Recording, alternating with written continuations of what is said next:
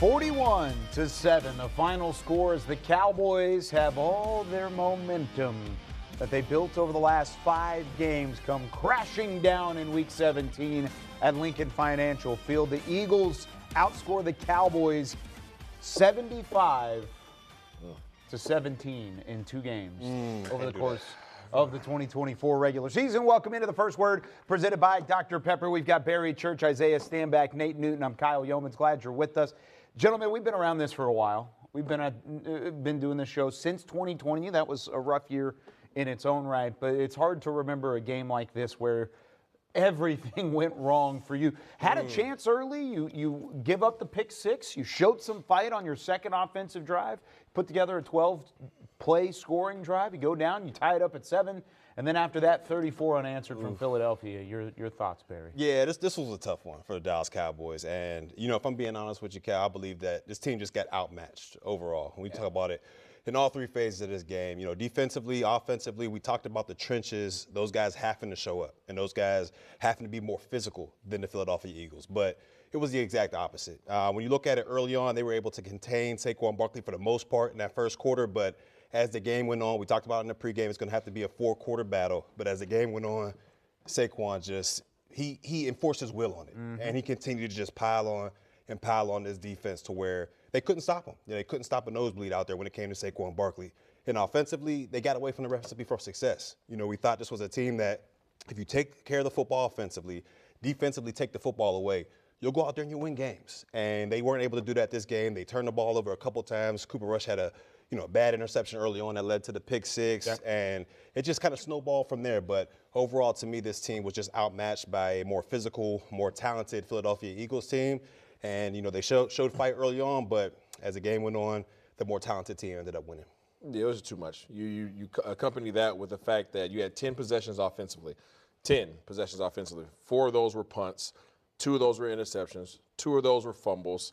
And you had a missed field goal in there as well. So, yeah, there's nothing you could do about that. And then you have some dude that's chasing who just had 2,000 yards rushing on the season. You didn't stand a chance once you had that first interception. It was a wrap from there. Yeah, the talent, number 1. Number 2, you got a team that's fighting for a high playoff position. So, the number on your back means a lot. The name on your back means a lot. But when you got your name on your back and a playoff chance to be high, to run for a Super Bowl, better team, better talent, more to play for. And over the last 3 years prior to this season, of course, the Cowboys were the benefactors of games like this. They were on the opposite side where they were beating teams and putting up 40-plus points and winning on the road and winning at home like this and kind of controlling the narrative. Yeah. Not the case today. And now the question then turns to the future. You got 1 game left against Washington. Of course, there's been a little bit of a narrative of possibly extending Mike McCarthy as head coach, talking about his future in Dallas. And I think throughout the week on Players Lounge, on Hanging with the Boys, on Talking Cowboys, all those conversations steered toward there's still 2 games left. You got to see what you have down the stretch. The only thing that could throw a wrench into it is a performance like we saw today at 41-7.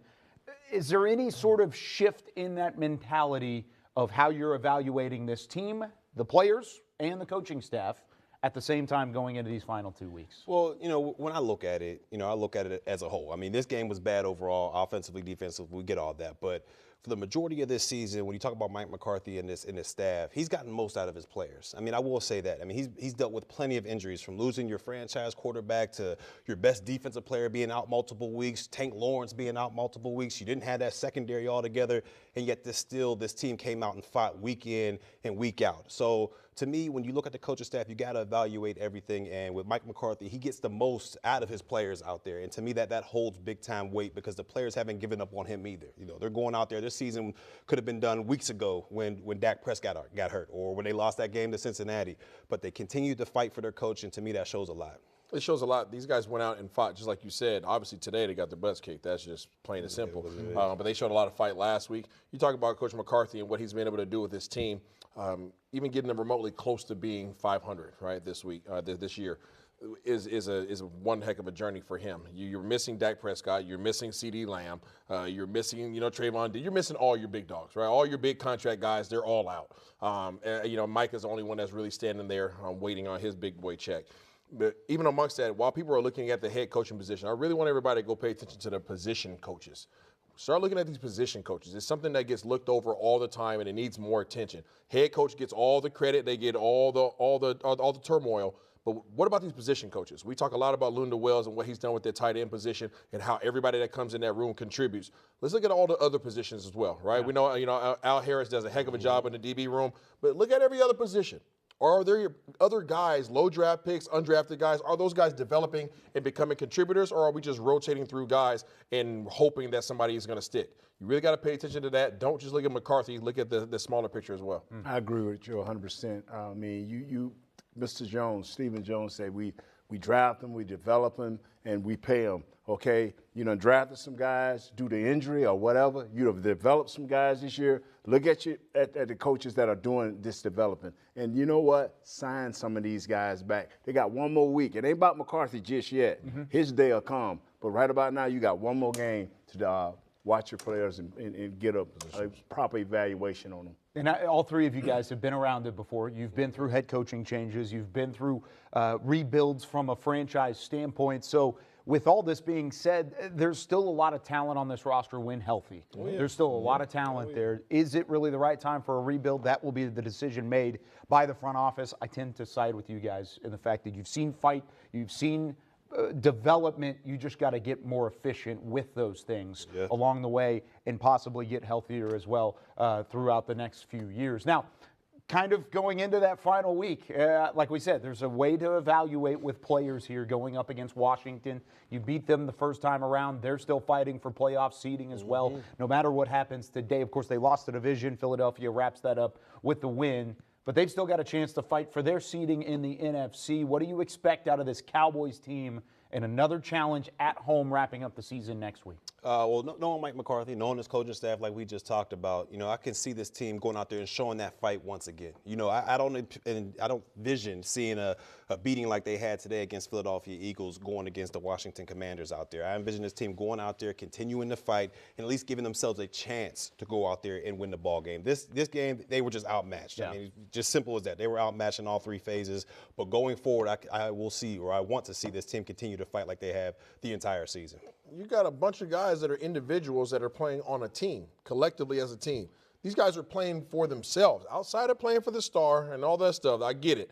You're playing for yourself, and this is your resume. And what you do on film, whether you get blown out like you did today or whether you have a tight game and you go out and win, it doesn't matter. They're still going to go back and look at the film and say, what did you do? What type of player were in these situations? How productive were you on your assignments, regardless of what else was going on in regards to the team? You still got to take care of your business. So, with that being said, I hear you, Barry. They need to go out there and they need to compete, if nothing else, for your own job, because a lot of jobs are on the line, especially a lot of guys on this team that are not going to be restricted free agents next year. I've always believed this right here. I've been on them 1-15s. I've been on them 3-13s. And me and Kevin Martin, a fourth-round pick out of Boston, we used to sit on the plane coming back sometime after those bad losses. Did you check the box? And what I mean by that is when the coach would say Nate Newton, he can check the box. When he said Kevin Martin, can he check the box? If they can't check the box, you'll be doing it somewhere else. Yeah, that's impressive and a great mentality moving forward. Now, I've got to tease a little bit to game night and OT because I know a lot of Cowboys fans are frustrated out there. There's still a lot to look forward to, and we're going to hear from Mike McCarthy. We're going to hear from the offense, from the defense, and instant locker room reaction following the loss. Plus, we will answer the question, will you see Trey Lance in Week 18 of the NFL season? We'll talk about that on Cowboys Game Night. Cowboys OT coming up here in just a little bit. We'll leave you with the final stats presented by Miller Lite, 41-7. Philadelphia wins the NFC East, and they do so in emphatic fashion, running all over the Cowboys at Lincoln Financial Field, sweeping Dallas in 2024 and winning the division title in the process. We've got game night and a Cowboys OT coming up very, very soon. That does it for the First Word presented by Dr. Pepper.